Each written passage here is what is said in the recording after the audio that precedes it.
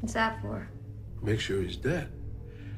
There used to be a time it was hard to tell a comatose person from a dead one. So coroners tied bells to every body in the morgue. So if they heard it ting, they knew somebody down there wasn't quite ready to go. So why do you have one? I'm a bit of a traditionalist.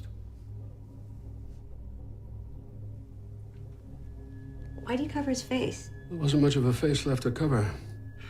Point-blank gunshot blasts tend to do that.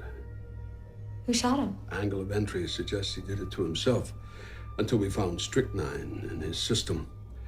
Judging by the progress it made through his bloodstream, he was already dead by the time somebody blew his face off.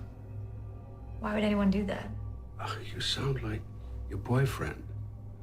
Leave the why to the cops and the shrinks. We're just here to find cause of death.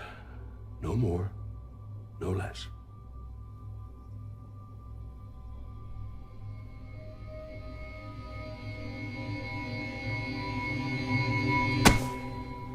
You don't want to see that. It's all right.